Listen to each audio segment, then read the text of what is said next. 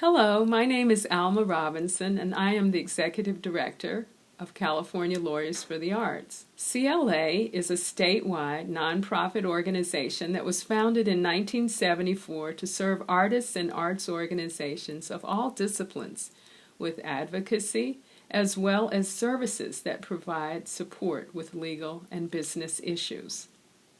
With staffed offices in San Francisco, Berkeley, Sacramento, Los Angeles, and San Diego, we provide several core services. First, we provide legal counseling to specialized attorneys who provide assistance with a variety of intellectual property questions, as well as contract reviews and negotiations, and other important business issues. Depending on the client's financial status, legal assistance may be available on a pro bono or reduced fee basis.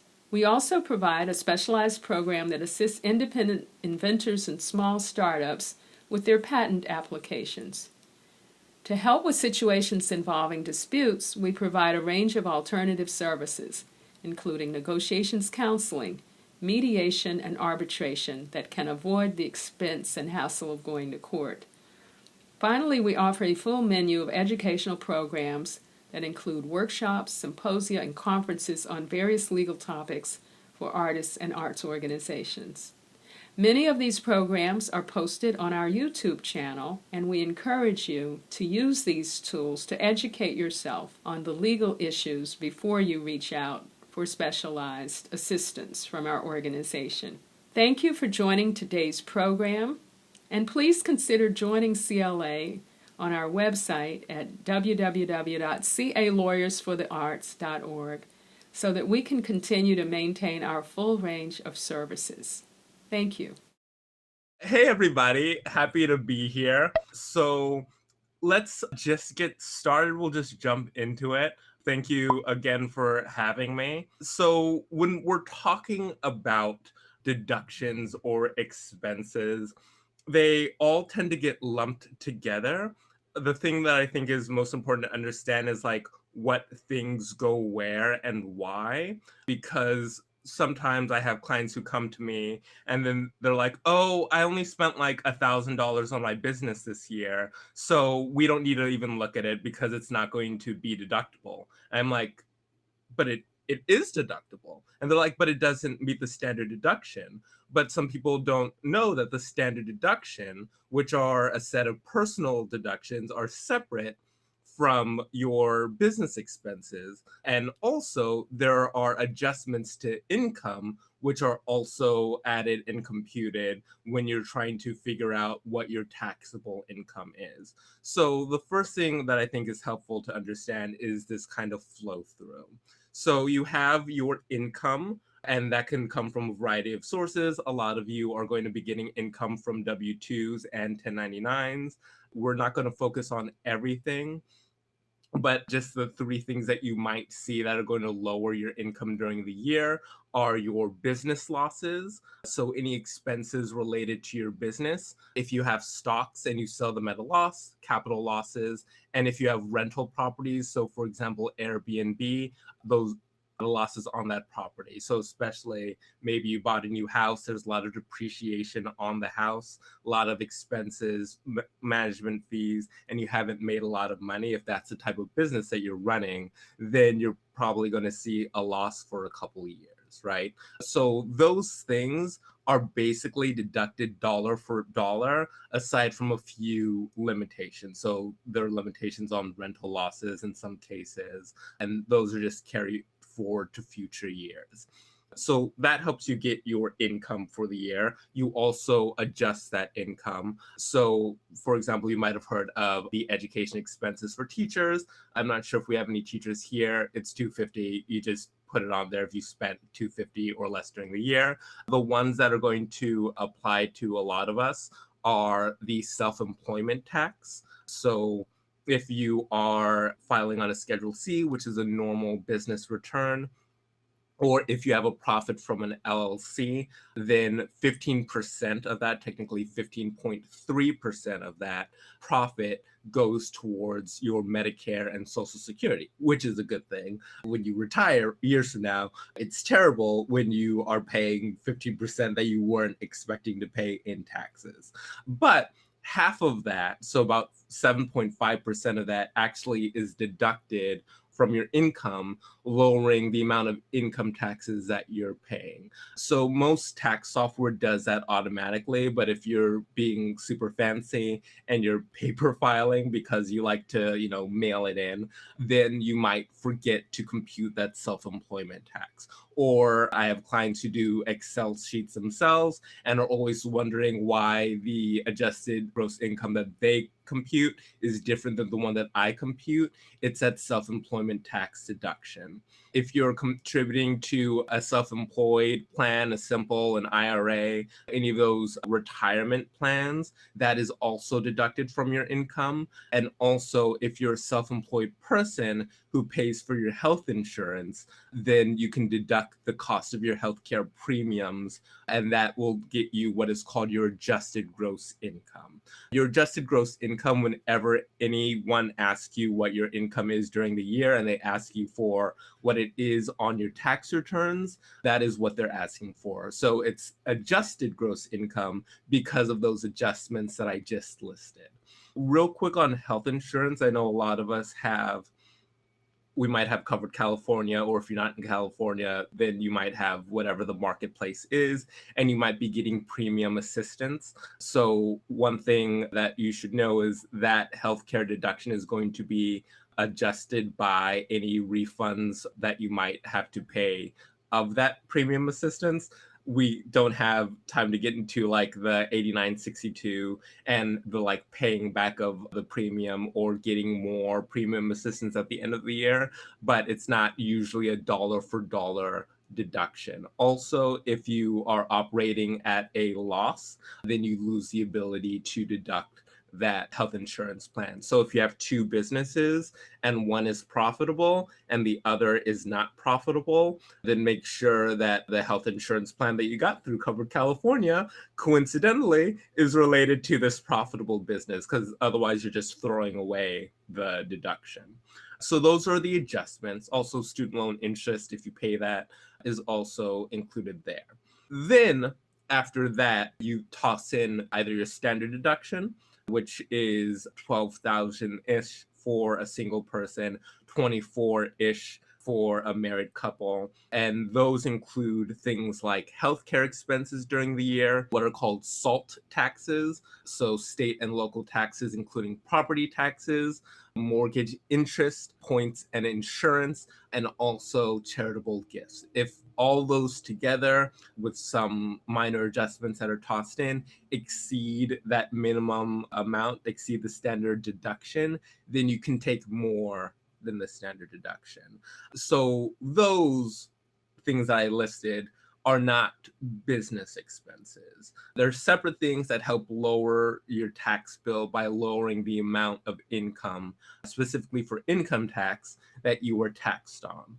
When you're looking at your business, you're trying to lower your net income because businesses are taxed on their net income, meaning your income minus expenses. You're trying to get that as low as possible because, one, it's going to decrease your income tax because that net income is reported on your 1040 as one of the things that goes into adjusted gross income. And also, it's going to lower your self-employment tax because your self-employment tax, that 15% that goes into Medicare and Social Security, is based off of your net income, not your gross income. So I see we have some questions. That's my first natural stopping point. So let's see what we have. Would someone with an S Corp still link Covered California to their business? If you have an S Corp, you can take the self-employed health insurance deduction. So your software should allow you to link your information from your 1095A, which you get from Covered California, to your Schedule K1 for your S Corp. So if you're self-employed, you can have the company cover your health insurance, and then it's deducted from the company's net profit, or you can have your own plan through Covered California, and then it works the same way essentially. I am a teaching assistant. Can I use the $250 deduction for school supplies that I buy with my own money? Yes. So if you are a teacher, I would have to double check about teaching assistants. I'm sure it's fine, but every so often there's like a caveat. I teach college, I can't take the deduction, but it specifically says K through 12 educators.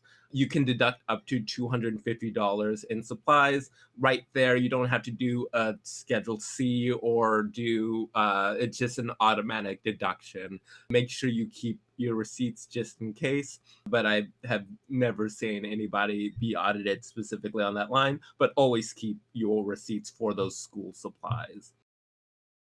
I have self-employment income as well as non-business. Can I deduct health insurance as a business expense, or does it need to be itemized on my non-business section?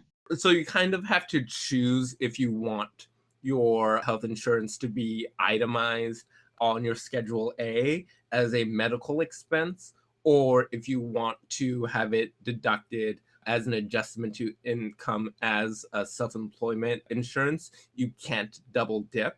So sometimes it makes more sense to put it one way or the other.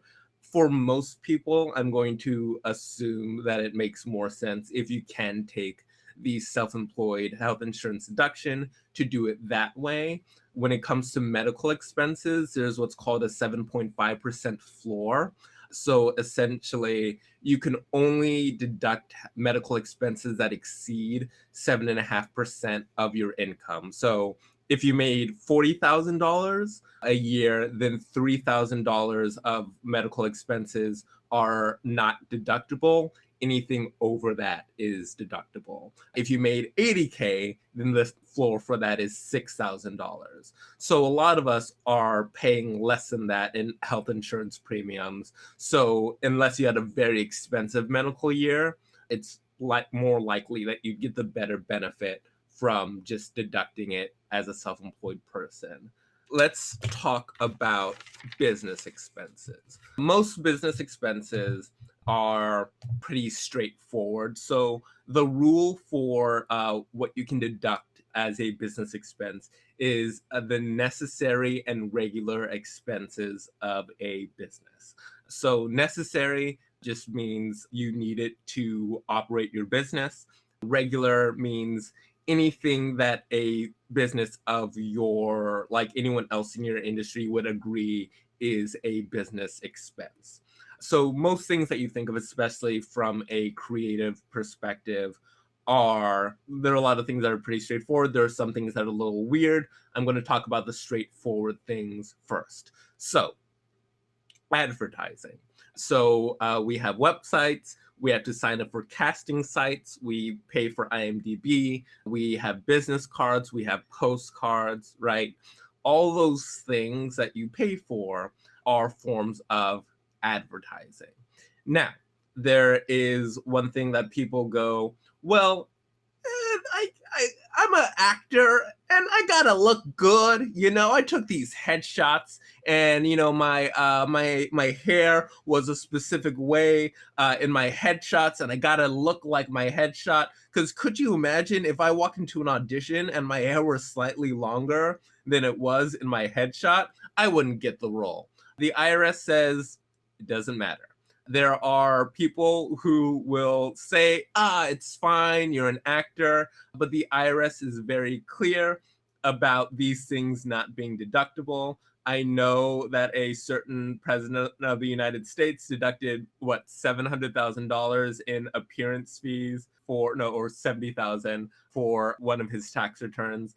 But again, those are under audit, so we'll see if that holds up. So when it comes to general appearance, so maintenance, so going to the gym, getting haircuts, those types of things, especially a lot of my clients who deal with nails and makeup a lot, I have to tell them, I know you spent like thousands of dollars this year on it. And I know that you had like all these things, and I know it's unfair because especially women tend to have to come to auditions hair and makeup ready.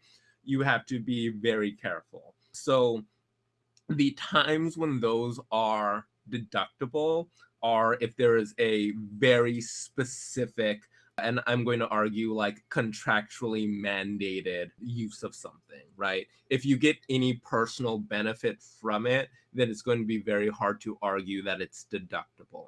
So, for example, let's say I am doing a theater show, right? And I'm playing somebody with braided hair. And for the entire run of the theater show, I pay somebody to braid my hair. Once the show is ended, I have it unbraided. The only purpose of my hair being braided was for that show, right? So if like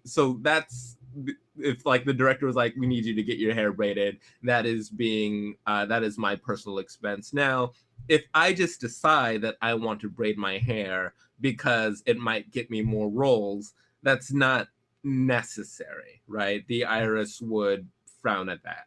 So you have to be careful with that. Same with like makeup. If it's specific stage makeup, or if you have I have clients of all genders who stream, and they're like, this is the makeup that I specifically use to make sure that I'm camera ready, and then I have my own personal stuff.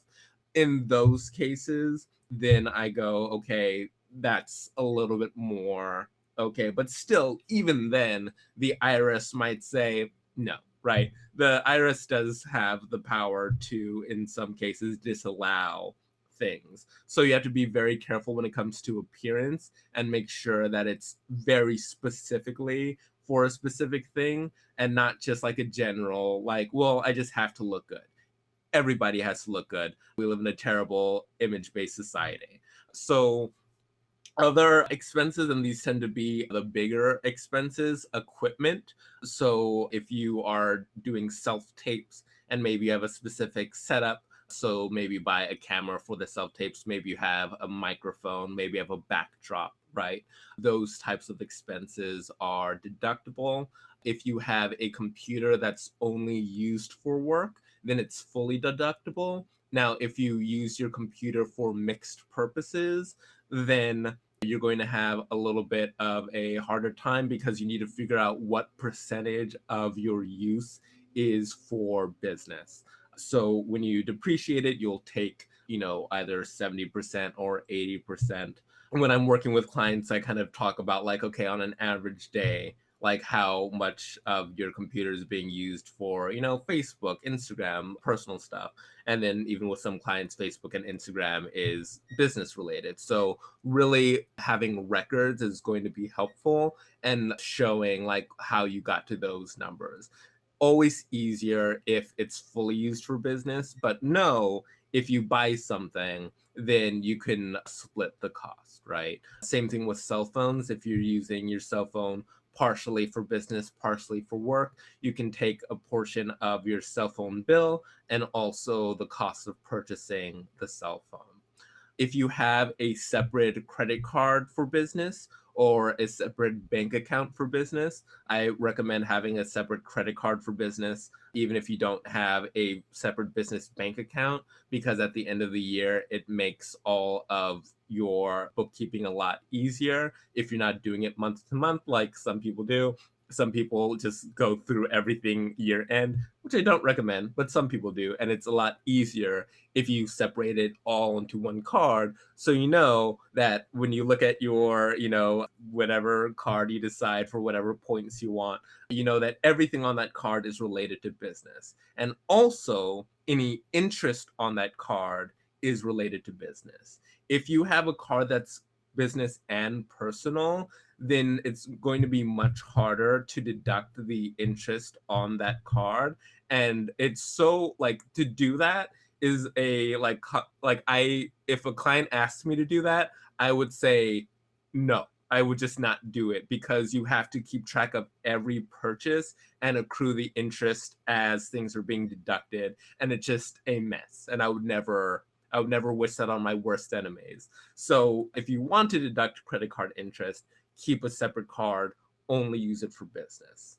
And then if you have a separate bank account, then any bank fees or transaction fees are deductible. Classes, workshops, and any training that you do. So if I took a writing class a couple weeks ago, deductible, right? Any casting workshops that you do, submission fees for festivals, for writing contests, anything like that, those are deductible as freelance expenses. Training, so let's say you have a very specific skill that's on your resume. So for example, on my resume, one of my skills is martial arts. That might surprise some of you how tough I am, but I booked a commercial based off of my ability to punch things. Casting director was like, "You can punch very well." And then I got a call back, and then I punched another thing, and then I booked the thing, and then I punched. So those skills really are helpful. So I take martial arts classes because that is a skill that I have and I need to stay sharp at that skill. I'm not doing it for conditioning. I'm not doing it for enlightenment. Those are other things that that are side benefits. But at the end of the day, when I do my bagua, if you haven't heard of that cool Chinese martial art, it's one of my favorites. It's so cool. I found a teacher,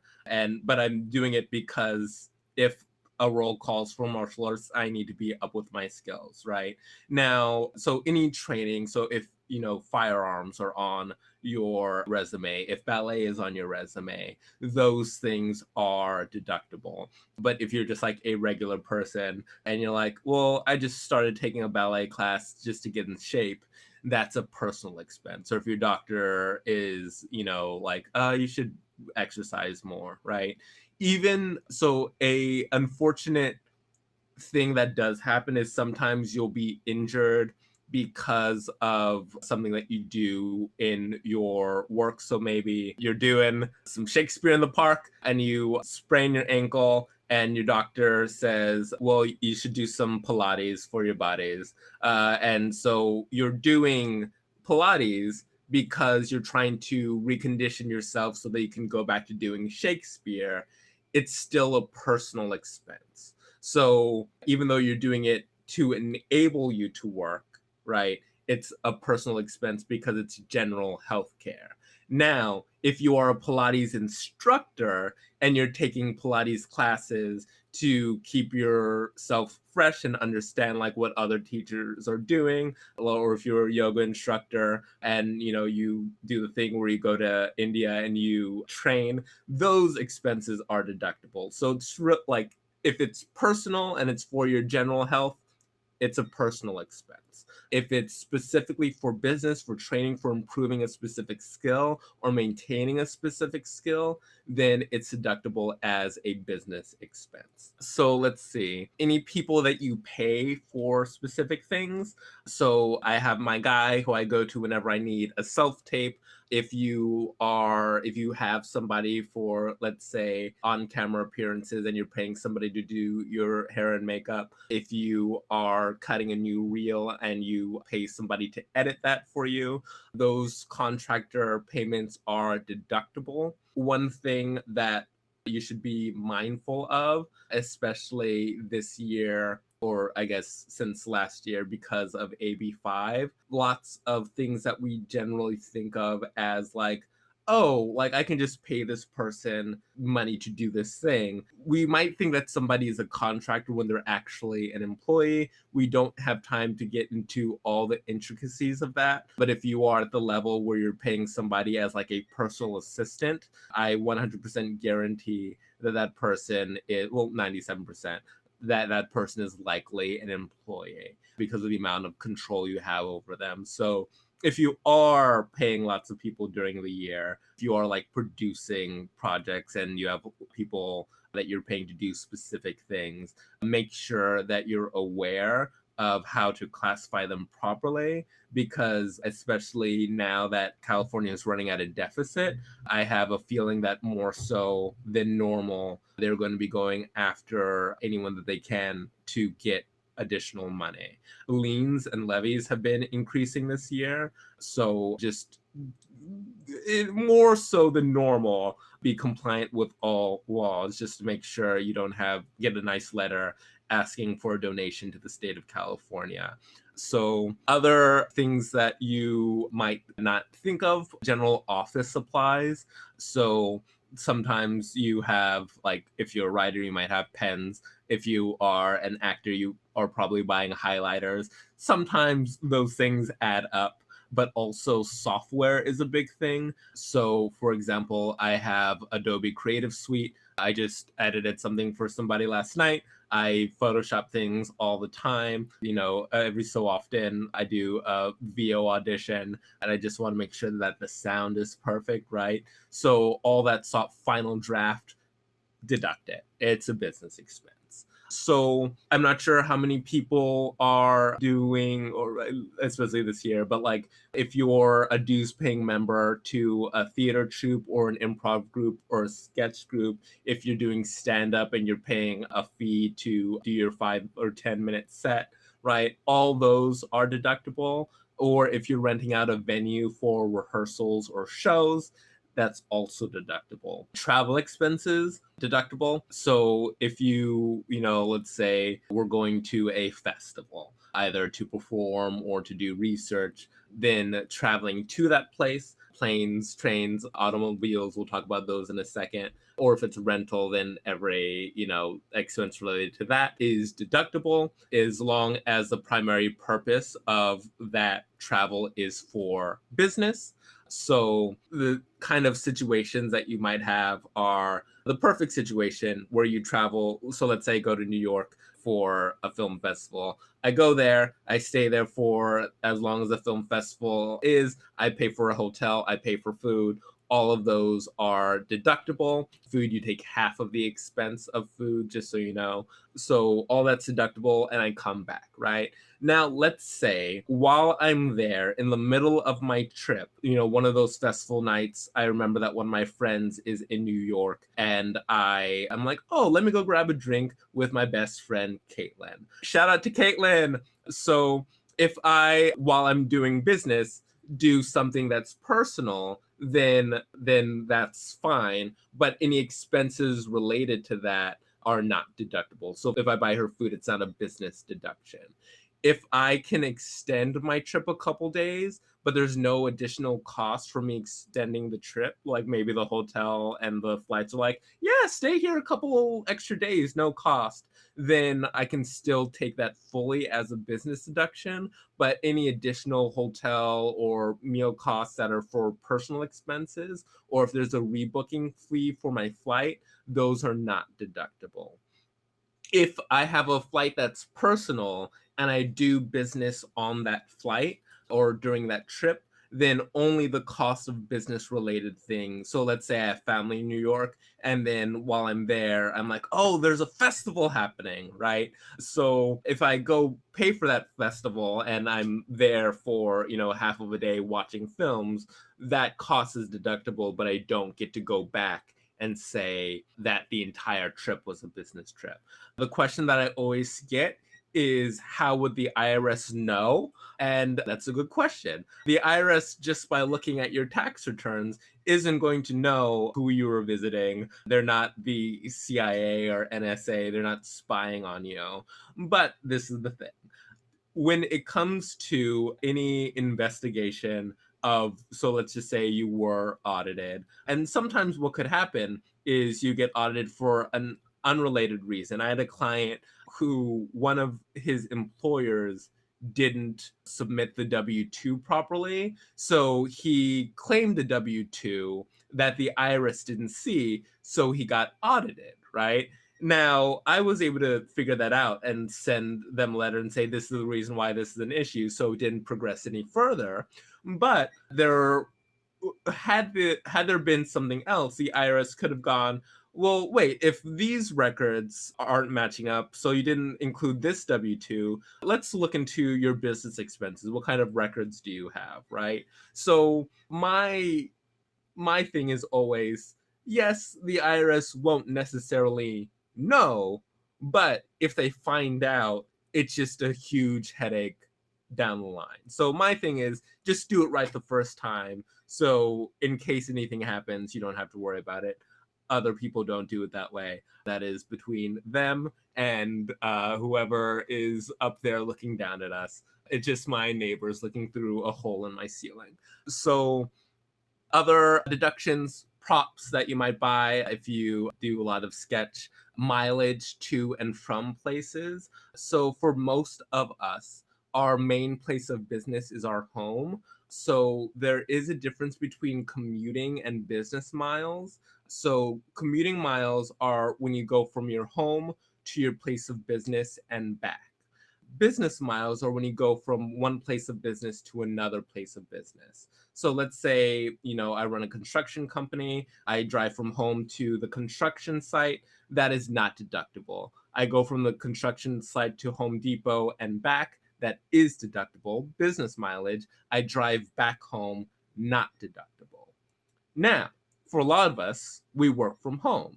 So if my office is at home and I'm a contractor doing a lot of my billing and stuff from home, and I drive to a separate construction site where I also have an office, and then I drive to Home Depot, then those miles are deductible. So if your main place of business is at home, then you get to have a little bit more freedom in your mileage. If you're keeping track of mileage, have a mileage log. With all of these expenses, do your best not to estimate. There are rules on estimation, but they still have to be substantiated. So the worst thing to do, especially if you're working with an accountant, and there's this weird rumor that's been spread that they're just numbers that you can just put on your tax return. So it's yeah, can you just say that I spent $2,000 on advertising this year?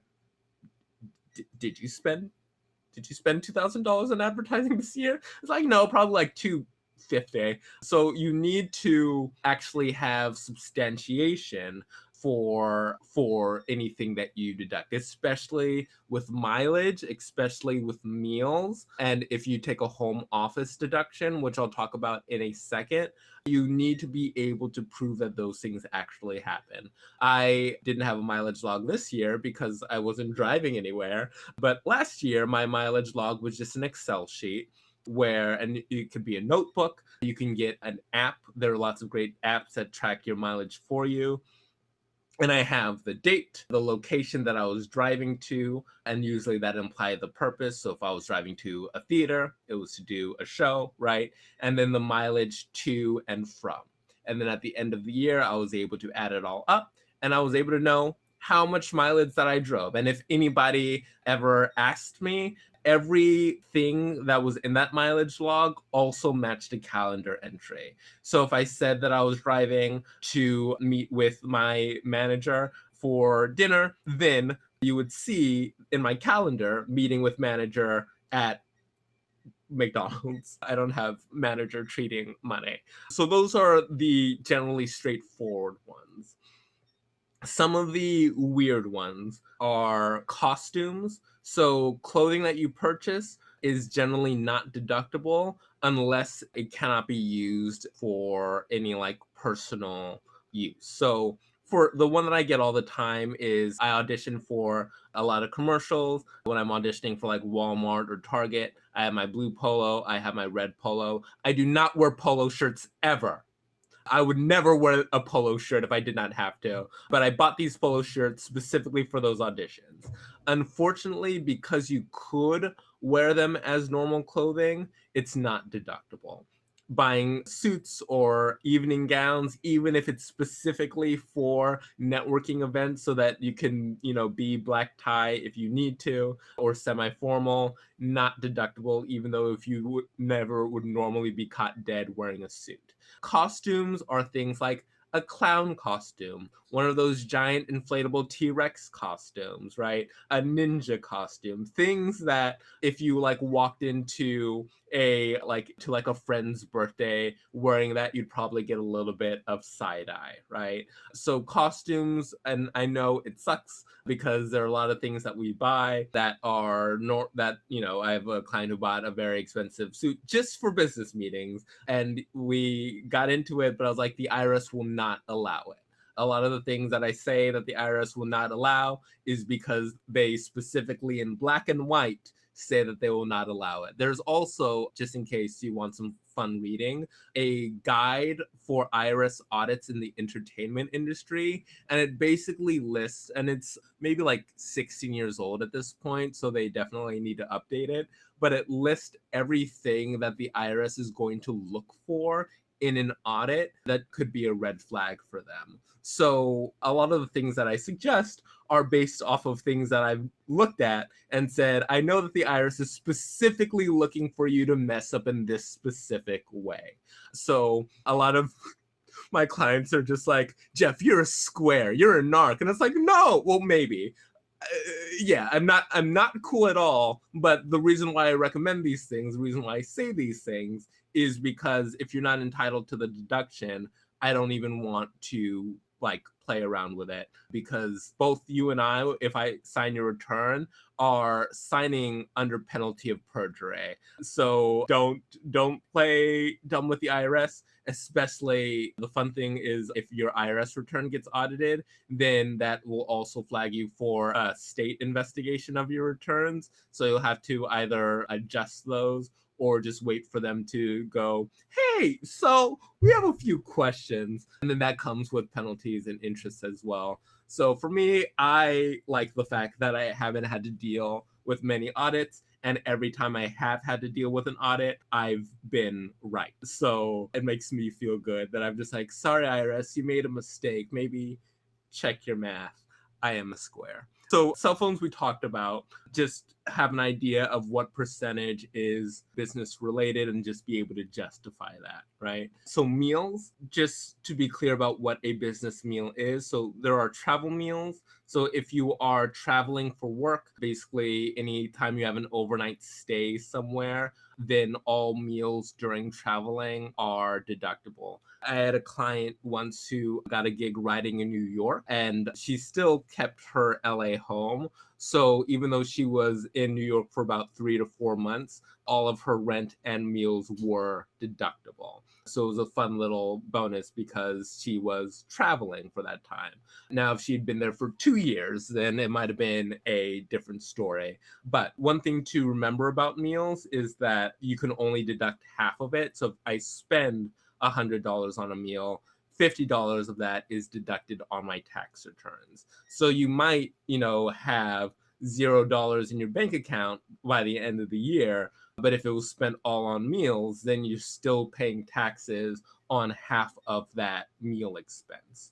Business meals have to have a specific business purpose, so it can't be incidental. So I have lots of friends, almost all my friends are in the industry. Just because I'm grabbing lunch with them doesn't necessarily mean that it's a business meal. So if I am just hanging out with my friend who's an editor and we're not talking about making a project, it's not a business meal. I have to have it in my calendar as business meeting with Tom about, shout out to Tom, business meeting with Tom, and it has to be specifically about something that we are trying to do, right? So don't do the thing where you had an improv show and you grabbed drinks with your improv team afterwards and it's business. It's not. I promise you. And you're not even saving that much in taxes by trying to deduct it anyway. So specific business meals with a specific business purpose.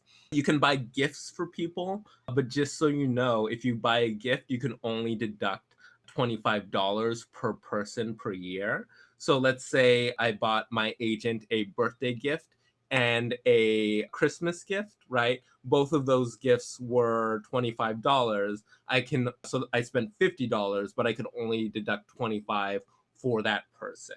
So keep that in mind. Definitely get people gifts, but just know that so every year I do this where I'm like, oh, I should get Amazon cards for my agents and people in the industry who I really like. And then I'm like, well, I could give them $40, but 15 of that, no, if you're giving a gift, do it because you care about the person and you respect them, and then appreciate that $25 that you're able to deduct on your taxes.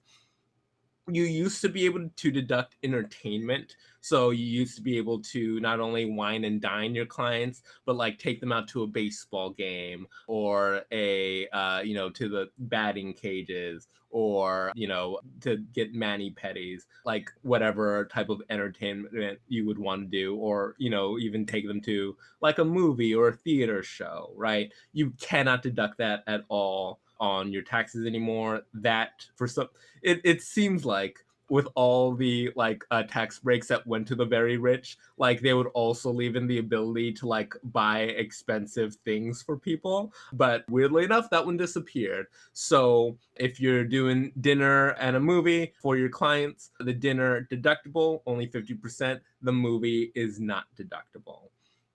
Speaking of movies, and we have two more just in case you guys are like, man, this guy can talk a lot. Research. So for a lot of us, especially in entertainment, we have to watch things, TV, movies. A lot of it is not watching because we love TV and movies. That's a fun side thing, but we have to watch specific things. You're auditioning for a director and you want to see other things that they did. You're writing something in a specific style and you want to understand what other shows or movies have been done. You're doing makeup for a specific like time period and you're like, let me watch to see how other people did that makeup, right? So oftentimes we have to watch things specifically for research. Now, the easiest thing is if you just pay a rental fee for that specific thing, right? It's on Amazon Prime and you pay for it, or you go to Redbox or whatever tool you use. Do people buy DVDs and Blu-rays anymore? Is that I don't know. I wasn't sure. Like that is a thing that you could do hypothetically, and then you would have like a physical disc that you would have to, I don't know what you to eat it. So those purchases are the most direct because it's just a thing and then you purchase it and then it's done, right? When you have subscriptions, it's a little more complicated. So if you can say, I have CBS All Access specifically to watch these specific shows. So let's say you're a reviewer, right? And you do episode recaps for all the Star Trek shows. And so you bought CBS All Access so that you would have all of the access to those CBS shows that you are writing reviews on, right? That's easy. Now, if you have like Netflix and you're just like, well, I have Netflix and I'm an actor, like, what I do with a lot of clients is if it's mixed use, we do like a 50-50, which is fair enough. And, because it's used partially for work and you are having the access of being able to watch things as you need them.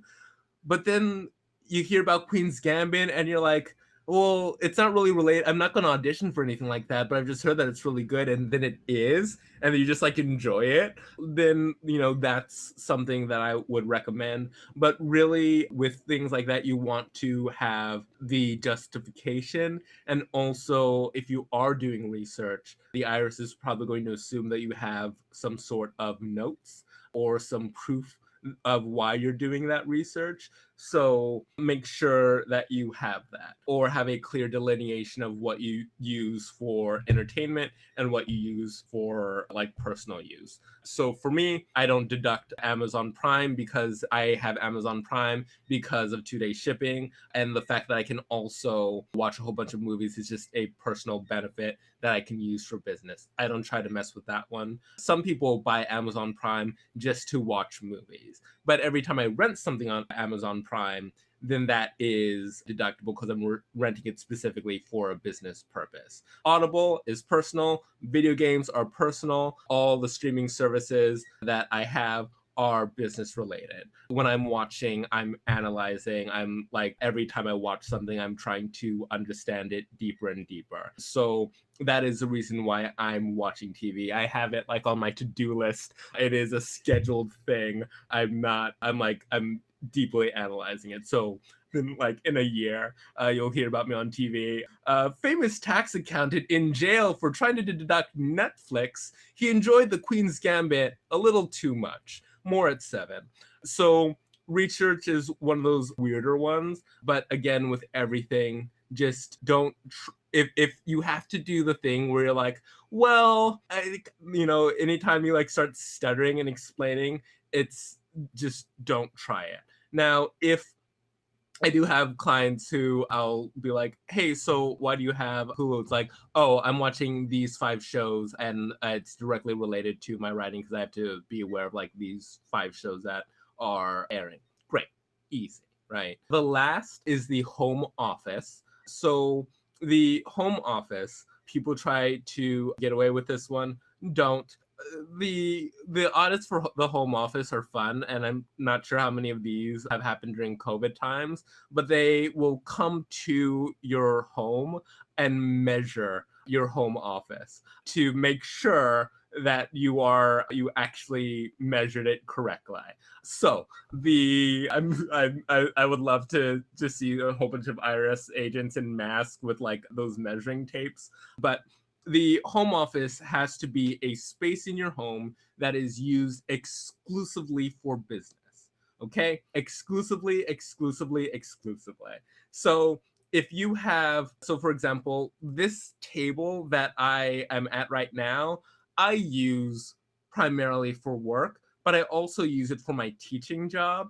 And so because that's not business related, it's personal. Also, sometimes I'm sitting here and I'm like, just calling my mom or whatever. It's mixed use. Now, if, I get rid of one of my roommates one day and then I set up their room as an office, then that is deductible, right? But it has to be exclusive. If you have an area that's used for storage, then that's great. I have a client who uses their garage for business. They do not keep their cars in their garage.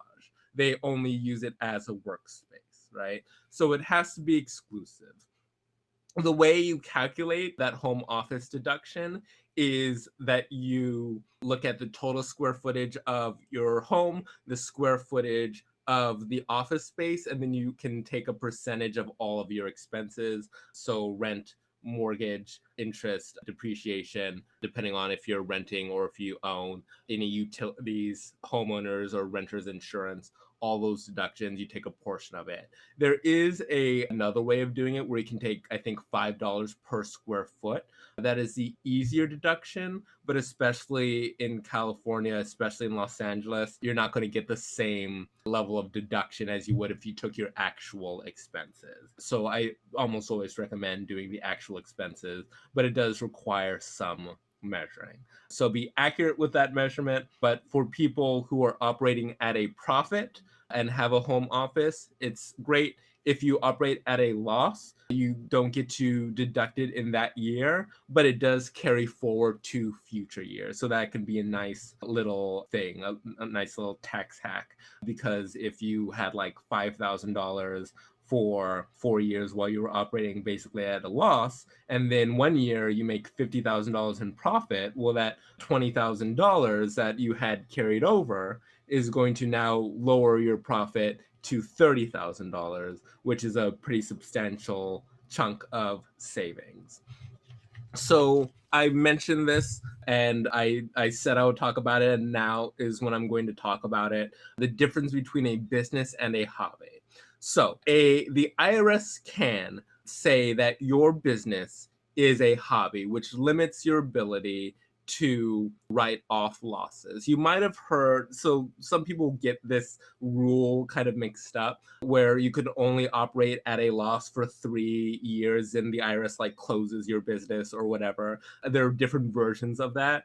The actual rule is that if 3 out of the 5 years of your business operating, it operates at a loss, then the IRS there's a burden of proof on you to prove that your business is a business and not a hobby, right? So you can be an freelance actor and for 7 years operate at a loss, and the IRS will be like, okay, whatever. But year 8, they might go, ooh, you've been doing this for a while. Are you really sure that you're an actor, or is this just like a funsy thing that you're doing? Which is a little bit insulting. But, and also, if you look at like different businesses, some are going to operate at a loss for a longer time. Freelance creative work, you're going to operate at a loss for a long time. If you're an accountant and you're operating at a loss for 5 years, you're a bad accountant. That's the one thing you should be good at, making money do things. So when it comes to proving that you're a business and not a hobby, you have 3 years without having to worry about it. But they might, after that, look into whether or not you're actually a hobby. So most of us are going to be legitimate businesses. Even if you don't think you're a business, you are a business in the eyes of the government. So because you are operating with a profit intent. If you are in the city of Los Angeles, make sure that you are registered as a business, because if you do a Schedule C on your tax returns, then they'll find out that you were operating as a business, and then they will send you a letter assessing penalties. They used to be a lot nicer about this, but now they've gotten way more aggressive. So some people would like get the letter and it would say that they owe money, and then they would just like be like, I'll deal with it later, and then nothing would happen. But now they're putting liens on people's accounts. They're tossing those bills into collections.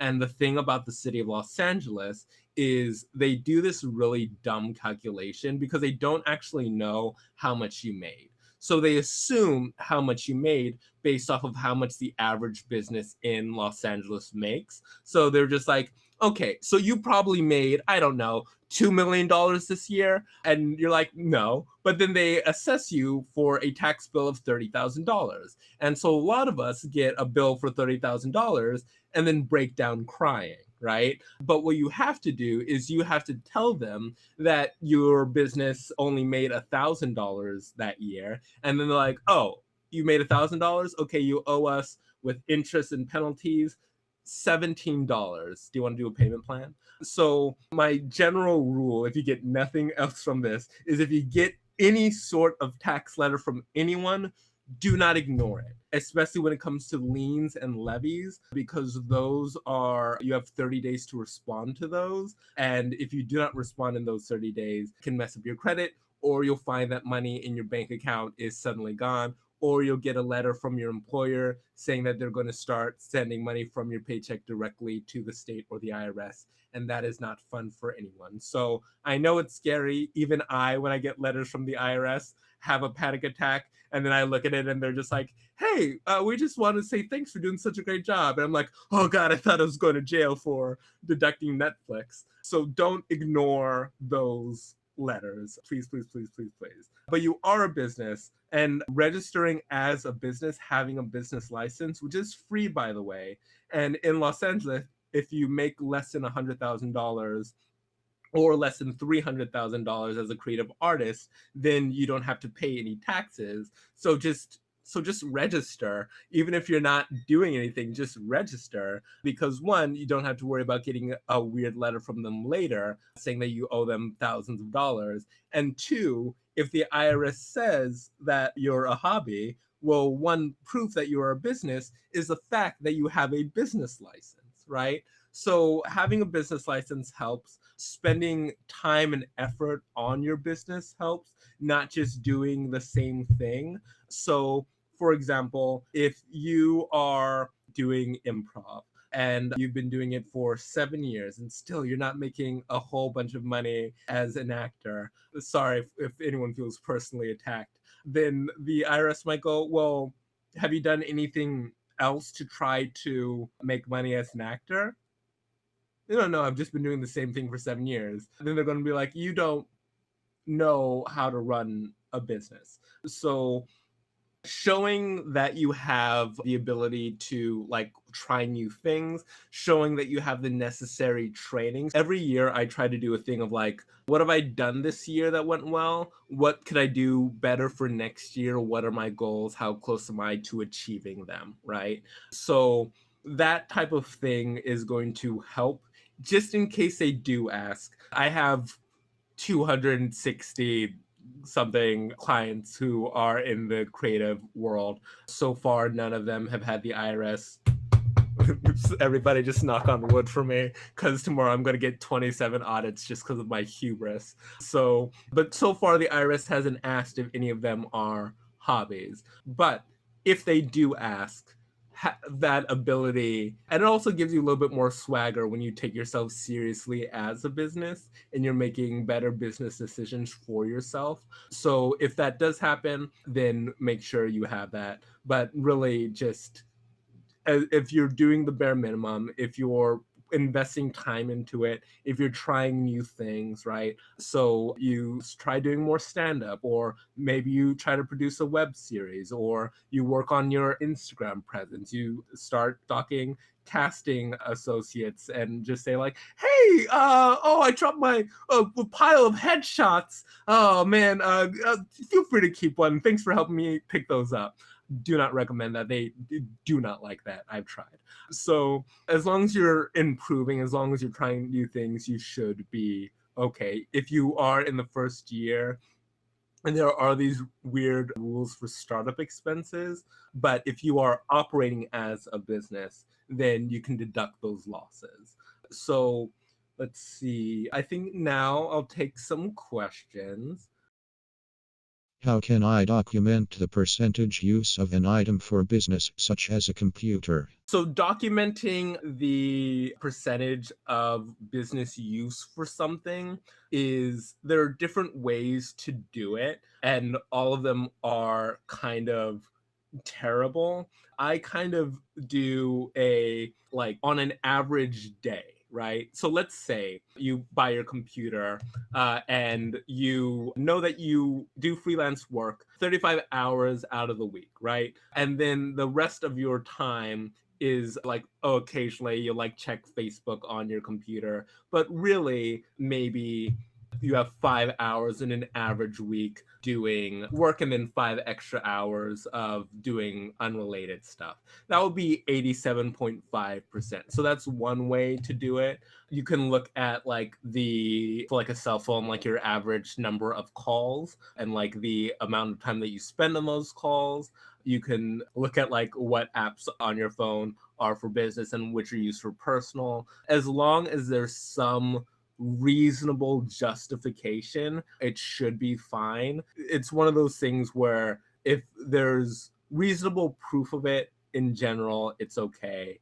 If there's a feeling that you're just pulling stuff out of your butt, then that's when you're going to be in trouble. But there's not really a clearly defined way of that when it comes to things like computers or equipment. Cars are easy because you can just look at mileage, but the things like with your phone, you could look at like screen time and what time you spend on like which apps. But if it's something like Facebook, so if you're doing marketing for your business but also use it for personal, it's a little bit more complicated. Should you get a business license if you use deductions? As a painter, I don't make sales on a constant basis. You should always have a business license, even if your net income is going to be zero or negative, just because you're required to have one. So Los Angeles is the city that I'm most familiar with, and also Burbank and Glendale because I've dealt with them a couple times. So if you live in like generic city, the rules could be completely different. So you have to look to see what is required. City of Los Angeles, if you're 10 years old and if you're selling lemonade on the corner, you need a business license. And don't think that the health department isn't going to like make inquiries. LA does not play. But if you have like a home-based business, so if you're in Burbank, all of my acting clients who are in Burbank don't register with the city because the city, last time I checked 2 years ago, does not require home-based businesses. It's only brick and mortar businesses. So it doesn't really matter if you have deductions. It's more so, does your city require you to have a license? I recently moved across the country. Would my move and all my travel be deductible? Moving expenses are no longer deductible on tax returns. That was something that was also lost because of the 2018 Tax Cuts and Jobs Act. So the thing that you can deduct is any moving expenses that are specifically related to your business. So let's say you have a grand piano, right? And you had to hire specifically a moving company to move that grand piano, but you carried all of your other stuff in your car. Because that grand piano is your business grand piano, then those moving expenses are deductible. Now, if you just have your guitar in your soft case and you toss it in your trunk with everything else, then it's not deductible, unfortunately. It used to be a really nice deduction for a lot of people. Unfortunately, that one is gone.